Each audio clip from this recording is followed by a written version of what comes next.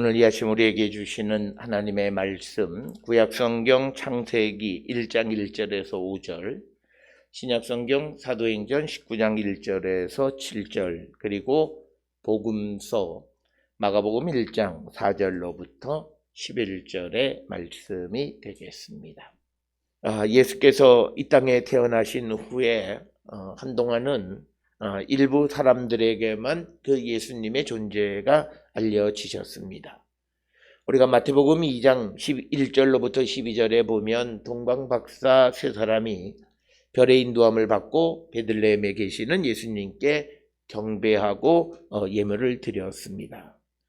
그래서 예수님은 헤롯을 피해서 이제 이집트로 피난하셨다가 헤롯이 죽은 후에 다시 이스라엘로 돌아와 나사렛에서 어린 시절을 보내셨습니다.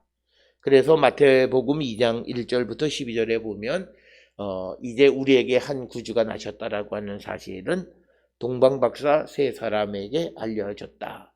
지극히 작은 숫자의 사람들에게 알려졌다라고 하는 것이고, 이제 우리가 누가복음 2장에 보면 베들레헴에 있는 목자들도 들판에서 예수님의 탄생에 관한 소식을 듣고 구유에 누우신 예수님을 찾아가서 경배했다라고 하는, 그래서 누가복음 2장에는 그 베들레헴의 목자 몇 사람 그들만이 예수님의 탄생 소식을 알게 되어졌습니다. 그 후에 우리가 누가복음 2장에 보면 예수님이 나이가 돼서 정결례를 하기 위해서 부모의 품에 안겨 예루살렘에 왔을 때 성전 안에 있던 성령이 충만했던 시몬과 안나에게 또 그 예수님의 실체가 공개되어진 것을 우리가 볼 수 있고, 그 후에 예수님은 나사렛에서 어린 시절을 보내게 되었습니다.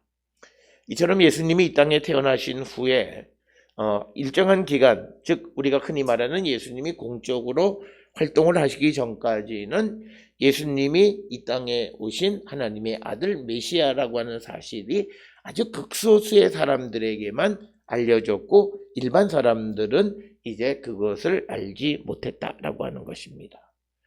그런데 이제 때가 되어졌을 때에 예수님께서 이제 이 땅에 오신 목적을 이루기 위해서 사람들 앞에서 자기 자신을 드러내시기 시작을 했습니다. 그 예수님이 자기 자신을 사람들 앞에 드러내시기 시작한 그 첫 번째 사건이 바로 오늘 우리가 읽은 마가복음 1장 4절부터 11절에 등장하는 예수님이 세례를 받으시는 그 사건입니다. 이처럼 예수님이 내가 하나님의 아들로서 세상을 구원하기 위해서 이 땅에 보냄을 받았다라고 하는 이것을 사람들에게 알리는 것을 우리가 주현절이라고 이야기합니다. 즉 예수님이 자기를 드러내셨다라고 하는 겁니다. 그래서 우리가 2021년의 주현절은 1월 6일입니다. 그래서 매년 약간씩 음력으로 계산하기 때문에 약간씩 날짜가 다른데, 그 주현일을 지나서 첫 번째 주일, 오늘 우리가 이것을 주현절 첫째 주일이다 이렇게 이름을 붙이고, 이것은 예수님이 자신을 세상에 첫 번째로 알리신 사건이고, 그것은 바로 세례의 사건이다라고 하는 것입니다. 그리고 오늘 이 주현절 첫째 날인 2021년 1월 10일이 교회력에서는 오늘 예수님이 이제 세례 요한에게 세례를 받으시는 날이기도 하다라고 하는 것입니다. 그러면 이제 우리가 오늘 함께 말씀을 나누어야 되는 것은, 예수님께서 이 땅에 보냄을 받고 이 땅에 오셔서 이제 세례를 받으시면서 공적인 일을 행하시는데 왜 예수님이 세례를 받으셨냐라고 하는 것이고, 그리고 우리가 예수를 믿기 시작하면서 우리도 세례를 받았는데 그 세례를 받는 것의 의미가 무엇인가라고 하는 것을 우리가 한 번쯤 생각해 보시면서, 우리가 결론으로 말하면 세례는 하나님과 만나는 문이 열리는 겁니다. 그러니까 우리가 하나님과 만나는 문이 열리는 의식이 바로 세례라고 하는 것이다 라고 하는 것. 그러면서 이제 세례에 대해서 오늘 마가복음에서도 설명하고 있고, 또 우리가 사도행전 19장에서도 아볼로라는 사람이 성령의 세례는 알지 못하고 물 세례만 알고 있었다라고 하는 그런 이야기들을 통해서 우리가 흔히 교회에서 세례받았다 그러는데 또 어떤 사람들은 성령 세례를 얘기하는데 도대체 이 둘 사이의 관계가 무엇인가라고 하는 것을 우리가 한 번쯤 생각해 보셔야 합니다. 특별히 우리가 전통적인 교회는 작년 그러니까 2020년 11월 마지막 주부터 시작을 해서 성령 강림 주일인 금년 5월 23일까지 대략적으로 한 27주 동안은 교회는 목사가 자기가 설교하고 싶은 이야기를 설교하는 게 아닙니다. 예수님의 생애와 딱 맞추어진 일들이 딱 정해져 있어요. 그래서 주연절 첫째 주, 주연절 둘째 주 쭉 해서 또 2월 달에 가면 사순절 첫째, 둘째, 셋째, 넷째, 그리고 고난주간, 또 부활절, 그리고 나서 예수님이 성령 강림하시는 데까지는 모든 것이 예수님의 생애와 관계되어지고 그것과 맞추어서 교회는 설교를 하게 이렇게 딱 짜여져 있습니다.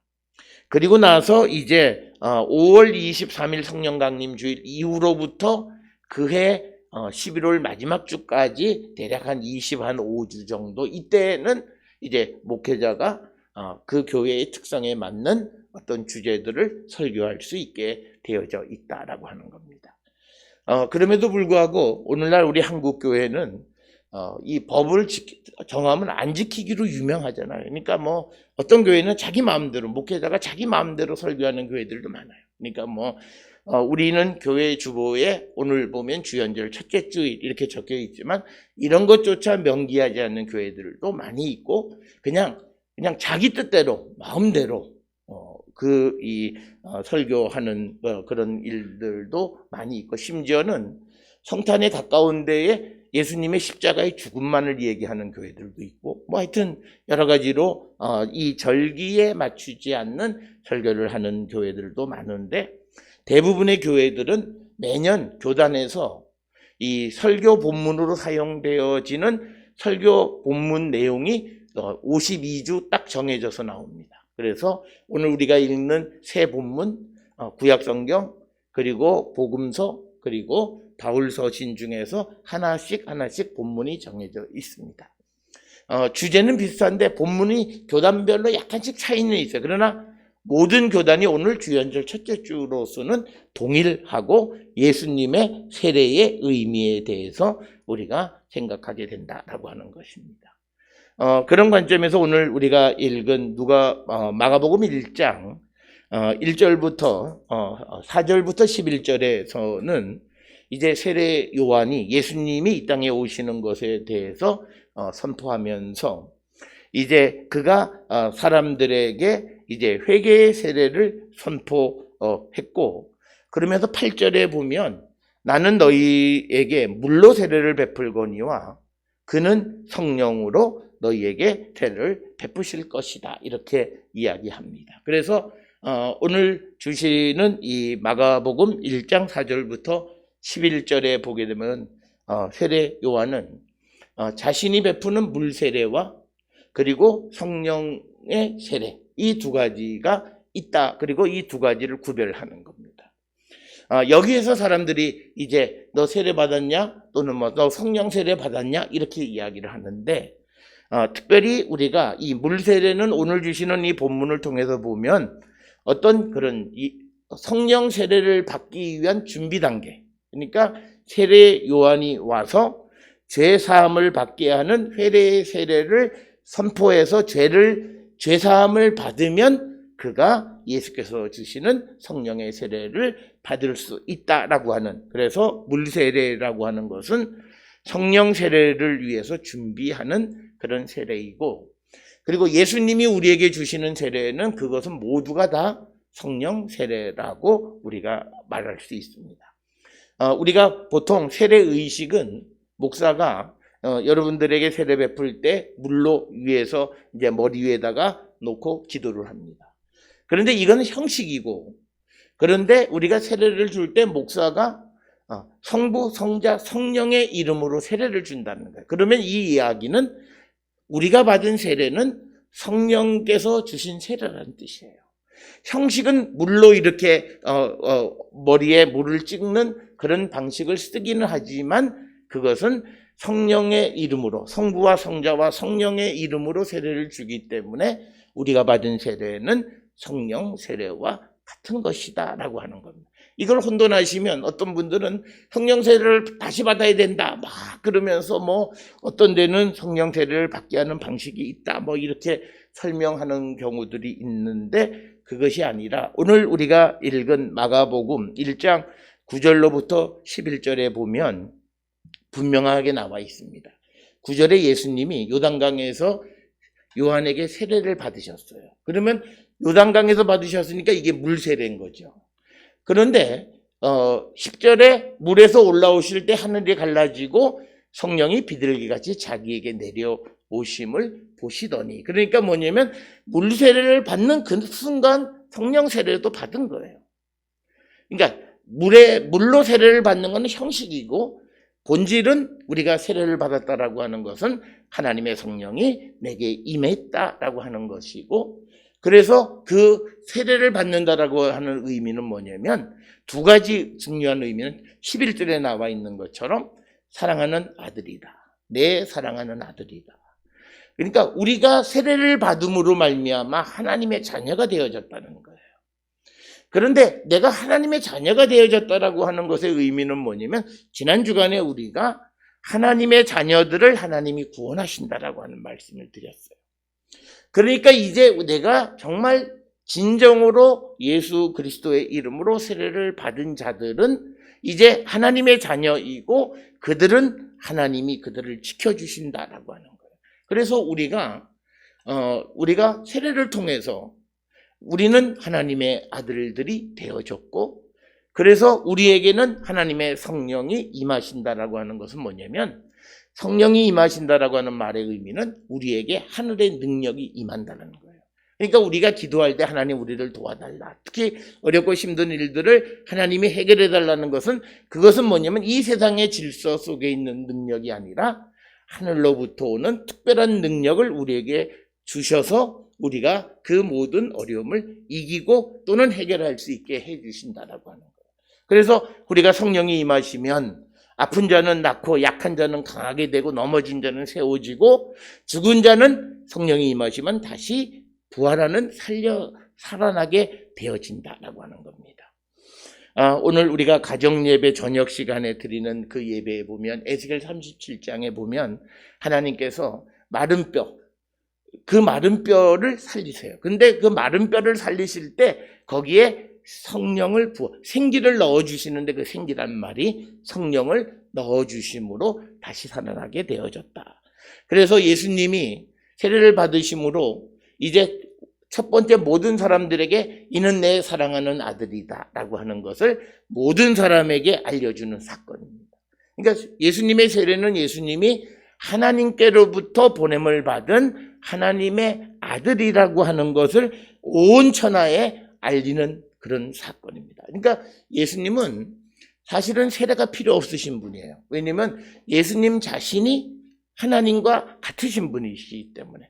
그럼에도 불구하고 이 요한에게 세례를 받으신 이유는 바로 우리가 이 세례를 통해서 하나님과 하나가 되어질 때 하나님의 능력이 우리에게 임하게 되어짐을 우리에게 보여주는 것이고, 그래서 오늘 우리가 믿음의 삶을 살아갈 때 우리가 교만하라고 하는 의미가 아니라 우리의 삶에 대한 당당함을 가지는 것은 내가 세상을 살아가는 능력이 내게도 있지만 거기에 더해서 하나님의 능력이 내게 있기 때문에 우리는 세상을 살아가는데 부족함이 없고 어떤 어려움이 있어도 능히 이길 수 있는 힘을 우리에게 주신다라고 하는 것을 우리에게 가르쳐주는 그런 사건이 되겠습니다. 그런데 오늘 주시는 본문을 통해서 우리가 사도행전 19장에 있는 말씀하고 같이 비교해 보면 사도행전 19장에 등장하는 이야기 속에서 보게 되면 이들이 세례를 이야기하는데 사도행전 19장 3절에 너희가 무슨 세례를 받았느냐? 대답하되 요한의 세례니라. 그래서 4절에 바울이 이르되 요한의 회개의 세례를 베풀며 백성에게 말하되 내 뒤에 오시는 이를 믿으라 하였으니 이는 곧 예수라 하거늘. 그들이 듣고 예수의 이름으로 세례를 받으니 바울이 그들에게 안수하매 성령이 그들에게 임하심으로 방언하고 예언도 하고, 그래서 한 12사람쯤이 세례를 받았다. 그러니까 뭐냐면 예수의 이름으로 세례를 베풀 때 그에게 성령의 세례, 성령이 그들에게 임하게 되어진다라고 하는 겁니다. 여기서 중요한 것은 뭐냐면 우리가 첫째, 성령의 존재를 인정해야 돼요. 오늘 살고 있는 시대에 많은 사람들은 성령, 눈에 보이지 않으니까 그런 게 어디 있어? 이렇게 말하는 사람들이 있어요. 그러면 그들은 성령 세례를 받기가 매우 어려운 거예요. 오늘 우리가 살고 있는 이 시대의 우리의 특성은 하나님은 내가 인정하는 만큼 주세요. 그러니까 하나님이 죽은 자를 살린다고 내가 믿으면 나에게 그 능력을 주세요. 그런 일이 또 일어나게 해주세요. 그런데 어떤 이가 그런 거 있을 수도 없어. 괜히 교회에서 하는 소리고 그 미신 같은 얘기고 그 신화와 같은 얘기지 어떻게 죽은 사람이다. 이 자들에게는 하나님의 능력이 안 나타나요. 그래서 예수님이 말씀하신 것 중에 하나, 내가 믿느냐? 믿으면 믿는 대로 되어질지어다라고 하는 거예요. 그러니까 우리가 정말 성령 세례를 받았느냐 안 받았느냐라는 것은 내가 이 세례를 통해서 내가 하나님과 합하여지고, 그래서 내게 하나님이 능력을 주셔서 내가 그 능력 안에 살아가는 자가 되어지고 하나님의 자녀라고 하는 사실을 내가 믿을 때 그 성령 세례 가운데 있는 자들이 되고 우리에게 능력이 나타난다라고 하는 것입니다. 그래서 우리가 이 성령의 세례를 받지 아니하면 하나님과 소통할 수 없다라고 하는 겁니다. 우리가 많은 사람들이 얘기해요. 저 사람은 우리가 겉으로 보기에는 신앙생활도 잘하고 열심히 하고, 그런데 나중에 어려운 일이 있거나 정말 좋지 않은 일로 말미암아 인생을 마무리하는 사람들을 보거나 또는 하던 일들이 잘 되지 않고 뭐 이런 것들을 통해서 우리가 의문을 품는 경우들이 있는데, 여기서 중요한 것은 우리가 그 사람이 하나님을 어떻게 믿는지는 아무도 알 수가 없어요. 그러니까 이런 거예요. 사람들이 사람 앞에서는 하나님을 대단하게 이야기해요. 그런데 집에 홀로 들어가서는 자기가 겪는 여러 가지 어려운 문제 때문에 벌벌 떨고 불안해하고 염려하고 자기를 어떻게 할 수 없어서 아주 불안한 삶을 살아가는 그 모습, 이건 남에게 보여지지 않아요. 그러니까 우리는 겉으로 드러난 모습만 보고 저 사람이 저렇게 믿음이 좋은데 왜 저럴까라고 생각하지만 본질로 돌아갔을 때 그는 하나님의 능력에 대한 믿음이 없다라고 하는 거고, 그래서 우리가 그 하나님의 능력을 믿을 수 있으려면 우리는 성령 충만한 가운데에서 성령이 임재하신 가운데에서 신앙생활을 하는 자들이 되어야 하고, 그래서 예수께서 세례를 받으실 때 하나님이 성령이 임하시는 것을 우리에게 보여주시고, 우리도 예수의 이름으로 세례를 받을 때 우리에게 성령이 임하셨고, 그래서 우리가 성령의 능력 안에 살아감을 믿는 자들이 되어야 돼요. 우리는 흔히 네가 성령 안에 있으면 한번 보여봐. 그러니까 어떤 사람은 방언해봐. 또 어떤 사람은 능력을 베풀어봐. 그러니까 표적을 보이라고 자꾸 얘기를 해요. 그건 믿음이 없는 거예요. 우리가 믿음이라고 하는 것은 내가 믿는 거지 이 믿음을 내가 보여줄 방법은 없어요. 그런데 내가 성령 안에서 믿음 생활을 하면 나도 모르는 사이에 내 삶이 바뀌어요. 우리가 내가 이걸 이렇게 해서 바꿔야지, 나는 이렇게 살아야지 라고 할 때 사람은 변화가 잘 나타나요. 자기도 모르는 사이에 자기의 삶이 바뀌어 있는 거예요. 그래서 다른 사람이 볼 때 너 참 교회 다니는 게 참 대단하다. 네 삶이 이렇게 바뀌었구나. 이게 우리가 자율적으로 자기도 모르는 사이에 변화인데, 그것은 내 안에 계시는 성령께서 우리를 바꿔 가시는 것이다 라고 하는 겁니다. 그래서 우리가 세례를 받음으로 말미암아 우리는 하나님과 하나가 되어지고, 그래서 하나님의 능력이 우리에게 임함으로 우리가 이 땅을 살아갈 때 두려움 없는 삶을 살아가는 거예요. 그래서 성도들이 우리가 매년 새해가 되면 많은 교회들은 뭐 이 한 해가 부흥하게 해달라고 그러고 뭐 그래서 특별 기도회도 하고 우리도 작년까지는 그렇게 했는데 그게 중요한 게 아니라 내 마음속에 하나님의 능력에 대한 확고한 믿음이 있으면 되고 믿음이 없으면 아무리 그런 것을 한다 할지라도 그에게는 아무것도 나타나지 않는다라고 하는 거예요. 그래서 우리에게 가장 중요한 것은 내 안에 주님이 계시고 또 주님이 내 안에 계시고 내가 주님 안에 주의 성령이 내 안에 계시면 우리의 삶은 나도 모르는 사이에 바뀌어지고 그렇게 되어질 때 나의 삶에 하나님의 능력이 나타나게 되어진다라고 하는 겁니다. 그래서 우리가 이렇게 예수의 이름으로 세례를 받고 성령이 우리 안에 임하는 사람의 모습은 어떻게 되냐면 오늘 우리가 창세기 1장 1절부터 5절에 하나님이 천지를 만드셨는데 그때 하나님이 빛과 어둠을 나누신 거예요. 그러니까 빛이 비추어서 어둠을 없애버리는 거예요. 그게 예수님은 세상의 빛이시다라고 얘기하는 거예요. 그러니까 내가 예수님을 내가 영접했다는 건 내 안에 빛이 비친 거예요. 그래서 내 안에 어둠이 없어요. 그러니까 내가 어둠이 없으니까 나에게서 나오는 행동이나 삶은 빛과 같은 삶이에요. 그게 자연스럽게 나오는 거예요. 그건 내가 뭐 결단하고 그래서 우리가 신앙생활을 할 때 많은 사람들이 야 교회는 왜 이렇게 하지 말라는 말 많고 뭐 하라는 말이 많아서 이게 사람 참 피곤하게 한다 이렇게 생각하는 분들이 있어요. 그런데 그거는 내가 이걸 해야지 내가 이걸 하지 말아야지 그런다고 해서 내가 할 거를 안 하고 안 할 걸 하게 되는 게 아니라 내 안에 빛이 비춰지고 즉 예수님이 들어와서 내 안에 있는 어둠을 싹 다 지배해 버리시면 우리의 삶은 빛을 비추는 삶을 살아간다는 거예요. 그것이 바로 우리가 성령의 이름으로 세례를 받아서 성령이 우리 안에 거하는 사람. 그래서 우리가 세례를 받고 교인이 되어졌다라고 하는 것은 내 인생에 새로운 천지창조와 같은 새로운 창조가 나타나는 것과 같다라고 하는 겁니다. 특별히 성경이나 고대 시대에는 이 어둠이라고 하는 것은 죄악, 그리고 또는 악, 또는 어떤 구세대의 모습, 이런 것들을 전부 다 어둠이라고 얘기하고, 그 다음에 메시아, 구세주가 오시면 그 어둠의 세력을 몰아내는 거예요.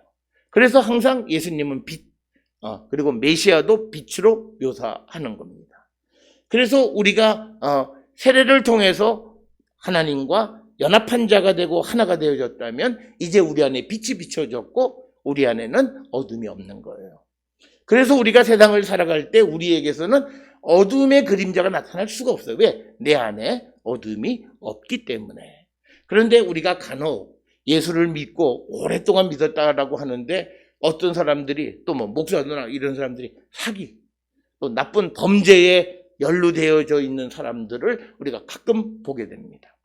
그건 뭐냐면 형식적으로는 목회자고 오랜 신앙생활을 한 신실한 자처럼 보이지만 그 안에 성령이 계시지 않고 변화되지 않는 사람이에요. 그러니까 그 사람의 신앙의 모습은 우리가 흔히 보면 쇼한 거예요. 남에게 보여주는 모습이었다는 거예요. 내 안의 모습이 변화되지 않은 모습이었다. 그래서 우리가 예수님처럼 우리가 성령으로 세례를 받게 되어지면 우리에게는 새로운 창조의 역사가 나타나서 이제 내 안에 있는 모든 어둠이 물러가고 그리고 내게 빛이 비춰져서 나는 또 그 빛을 다른 사람들에게 비출 수 있는 삶을 살아가는 자들이 될 수 있다라고 하는 거예요. 그게 바로 성도라고 하는 겁니다. 그래서 우리가 지난 시간에도 우리가 그 전주에도 여러 말씀들을 통해서 우리가 하나님의 아들이 되어지고 그러면 우리에게 빛을 비추어 주시고 우리의 길을 인도하시는데 우리가 예수 그리스도의 이름으로 성령의 이름으로 세례를 받을 때 주님 우리 안에 내가 주님 안에 거하시고 성령이 내 안에 거하심으로 이제 나는 하나님의 자녀가 되어졌고 성령의 능력 안에서 세상을 살아가는 거룩한 성도가 되어졌다라고 하는 것입니다. 그래서 이제 우리가 성도가 되면 내 인생에 새로운 역사를 쓰는 거예요. 그러니까 내가 신앙생활을 잘하고 있느냐 없느냐를 우리가 볼 때 내 삶에 어떤 변화가 있어야 돼요. 그래서 대부분의 사람들은 삶의 변화가 형식적 변화예요.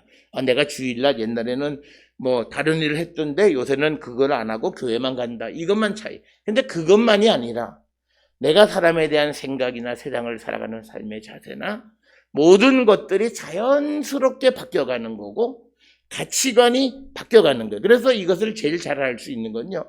옆에 있는 사람들이 야, 이게 좀 이상하다. 뭐 이렇게 달라졌냐? 참 사람 오래 살고 볼 일이다. 라고 하는 그런 이야기를 들을 수 있어야 돼요. 그래서 내 삶이 내가 막 한다고 열심을 내는 그런 것이 아니라 나도 모르는 사이에 내 안에 계시는 주님이 나를 바꿔 가시는 거예요. 그래서 그 바꿔진 삶의 모습이 서서히 나타나서 우리가 빛도 비추고 어두운 가운데 있는 사람들을 구원할 수도 있고 하는 그런 능력을 행하며 살아가는 것이다. 그래서 예수님이 세례를 받으심으로 이제 하나님과 만나는 문을 우리에게 열어주셨고 우리도 예수의 이름으로 세례를 받고 우리에게도 그 하나님과 만나는 문이 활짝 열려 있습니다. 그렇기 때문에 우리는 세상을 살아갈 때 두려움이 없는 거예요. 하나님과 내가 소통할 수 있고 그리고 나는 근본적으로 하나님의 자녀가 되어졌어요. 그래서 하나님은 하나님의 자녀를 지키시고 보호하신다라고 하는 그 약속의 말씀대로 우리를 지켜주세요. 때로는 내가 뭐를 좀 잘못했어도 나를 지켜주시는 분이세요. 그런 우리가 당당한 믿음을 가지고 우리가 세상을 살아. 이게 바로 그리스도인들의 적극적인 삶이고 긍정적 사고의 근본은 바로 여기서 나타나는 것이고 그래서 예수 믿는 사람들은 상황이 어떻다, 이 환경이 어떻게 변한다 그거 별로 신경 안 써요. 그냥 내가 할 일만 충실히 하는 거. 왜? 그 어려운 일이 있을지만 조금 힘들게 갈지는 모르지만 하나님이 날 도우시고 날 구원해 주심에 대한 믿음이 있기 때문이고 우리가 그렇게 살아가는 모습이 불안에 떠는 다른 사람들에게 선한 영향력을 끼치는 것이다 라고 하는 겁니다. 그래서 오늘 우리가 살고 있는 이 시대의 교회가 세상에 선한 영향력을 끼치지 못하는 거예요. 더 불안해하고 더 자기들만 위한 이기적인 모습을 통해서 사람들을 더 불안에 떨게 만들 때 사람들은 교회로부터 더 멀어질 수밖에 없다라고 하는 것입니다. 따라서 오늘 우리가 주시는 예수께서 이제 첫 번째로 자신이 세례를 받으시면서 하나님의 아들을 드러내셨고 그 하나님의 아들을 드러내는 세례 때에 성령이 예수께 임하셨듯이 우리도 예수 그리스도의 이름으로 우리가 세례를 받을 때 우리에게도 성령이 임하시고 성령이 임하심으로 우리는 하늘의 능력을 입고 살아갈 뿐만 아니라 우리가 하나님의 자녀가 되어져서 하나님의 보호하심 속에 있는 자들임을 우리가 꼭 기억하셔서 비록 우리가 살고 있는 이 때가 어렵고 힘든 때가 우리가 살고 있지만 이 어려움 속에서 우리를 지키시고 우리를 이끌어 주시고 우리가 생각하지 못하는 어떤 새로운 역사를 이루어 주시는 분임을 확실히 믿고 우리가 소망을 갖는 우리 모든 성도들이 될 수 있기를 주의 이름으로 축원합니다.